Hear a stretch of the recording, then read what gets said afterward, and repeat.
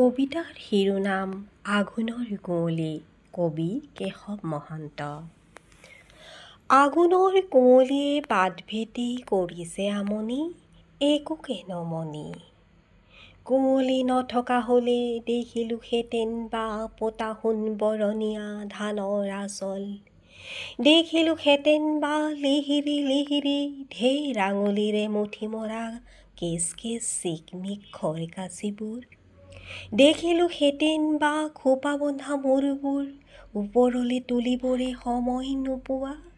দেখিলোহেঁতেন বা পতা সোণ পথাৰত লঘু পৰিহাসময় হাঁহিবোৰ তেল হালধীয়া।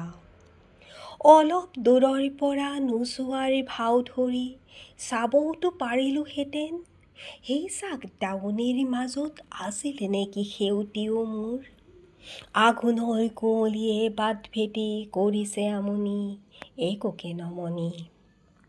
তথাপিও নোৱাৰিনে গম ল'ব বাৰু, এমুকুৰা তামোলৰ পিক ৰঙা ওঠে ওঠে ১৭ বছৰ হোৱা মুকতুল আঘোণৰ ডালিমী দাঁতত ডাঙৰি বন্ধাৰ লগ বিচাৰি বিৰিণা তেল আৰু হালধিৰ জাহ বুলি ঠেলা মৰা খিলখিল হাঁহি।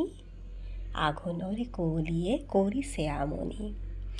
আঘোণৰ পথাৰৰ দাৱনিৰ কাম আছে, মুঠি মুঠি কাঁচি কাঁচি ডাঙৰি ডাঙৰি কাম আছে। আঘোণৰ পথাৰত কাম আৰু কাম। আঘোণৰ আকাশেদি কোনোবা বিললে মন কাঢ়ি বনহাঁহ জাকি মাৰি গ'ল। আঘোণৰ আকাশতো উৰুলিৰ ৰাগি আছে, ৰাগি আছে। আঘোণৰ আকাশত ৰাগি আৰু ৰাগি। আঘোণৰ বাটটোহে কুঁৱলীৰে ঢকা। মনহাঁহ খেদি খেদি বন শেষ হ'ল।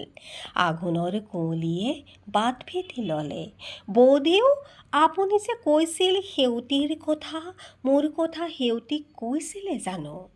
আঘোণৰ কুঁৱলীত ধাননি লুকালে, আঘোণৰ কুঁৱলীয়ে দাৱনি ঢাকিলে, আঘোণৰ কুঁৱলীতে সেউতী হেৰালে। ডাঙৰি বান্ধিম বুলি তৰাজৰী তোলাতে থাকিলে।